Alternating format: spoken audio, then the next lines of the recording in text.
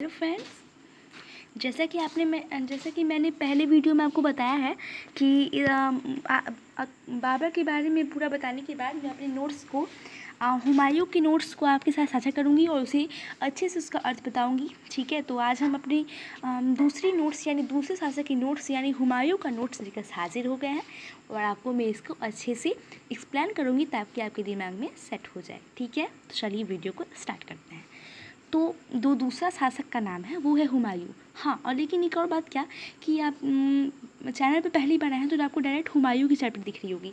तो आपको मैं बता दूं कि इसके पहले वाली वीडियो में मैंने बाबर के बारे में पूरे डिटेल साझा की हैं। वो आप अगर ये वीडियो नहीं देखे हैं तो जाके पहले बाबर के बारे में अच्छे से वीडियो देख लीजिए ताकि हाँ कोई कंसेप्ट हर किस्म क्लियर हो जाए और तभी आपको ये हुमायूं समझ में आएगी, नहीं तो आपको हुमायूं समझने में थोड़ी दिक्कत आ सकती है। ठीक है, तो चलिए वीडियो को स्टार्ट करते हैं। तो हुमायूं चैप्टर का नाम है यानी चैप्टर नहीं इस शासक का नाम है और इसका जो शासन काल है यानी टाइम पीरियड है वो है 1530 से लेकर 1540 तक।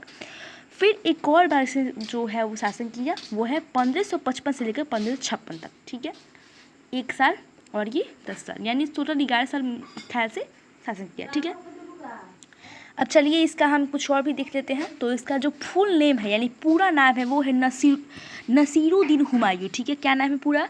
नसीरुद्दीन हुमायूं नाम है। क्या नाम है? नसीरुद्दीन हुमायूं नाम है।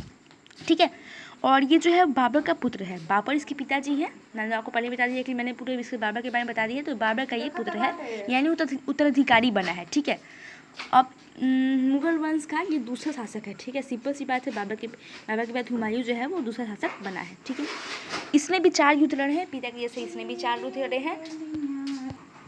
तो जो इसका पहला जो युद्ध है वो है देवरा का युद्ध, जो कि कितने में 1531 में, यहाँ पे दिख नहीं रहा है लेकिन आप समझ जाइएगा।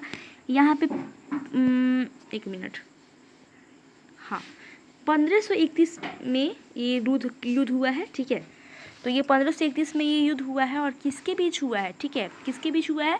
हुमायूं और महाराणा प्रताप के बीच में हुआ है। किसके बीच? हुमायूं और महाराणा प्रताप के बीच।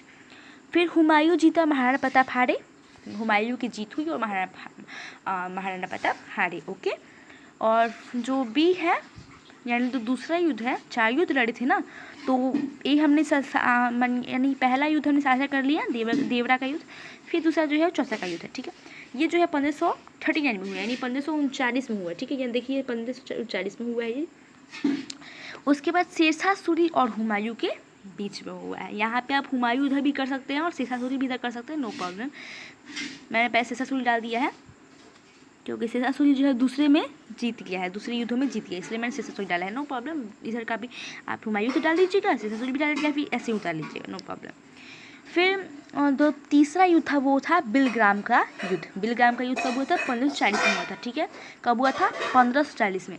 ये मैं डेट्स में ज़्यादा जो है वो डेट्स पे ज़्यादा इसलिए फोकस कर रही हूँ क्योंकि डेट्स जो है एग्जाम में ज़्यादा पूछे जाते हैं कि देवरा का युद्ध कब हुआ था, किसके बीच हुआ था। या ये भी अपने दिमाग में रखिएगा कि हुमायूं महाराणा प्रताप के बीच में हुआ था, या फिर जितने भी मैं आपको बीच बता रही हूँ यानी VS उसे करते हैं वर्सेस। ठीक है, वर्सेस कहते हैं उसे। उसके जिसको बीच में हुआ था, जो शासक और जिस शासक के बीच में लड़ाई हुई थी, उसको आपको याद रखना है। दोनों शासक का नाम याद रखना है और टाइम पीरियड याद रखना है यानी कब ये हुआ था। ये आप लोग के लिए बहुत इंपॉर्टेंट होता है, इससे भी ज़्यादा। तो हम का इसमें थे, बिलग्राम के युद्ध में थे, जिसमें जो शेरशाह और हुमायूं के बीच में हुआ था। शेरशाह सूरी जीता और हुमायूं जी हार गए। शेरशाह सूरी की दोनों लड़ाइयों में जीतने के बावजूद तीसरी लड़ाई में शेरशाह सूरी जीत गया और हुमायूं जो है हार गया। तो मैं आपको एक बात बताना भूल गई थी, क्या कि प्रसिद्ध पुस्तक हुमायूंनामा उसकी चचेरी बहन गुलबदन ने लिखा था। एक प्रसिद्ध पुस्तक हुमायूंनामा इसकी चचेरी बहन गुलबदन ने लिखा था। तो 3 युद्ध हमने डिस्कस कर लिया, अभी एक युद्ध बचा है वो हम अगले चैप्टर में देखेंगे।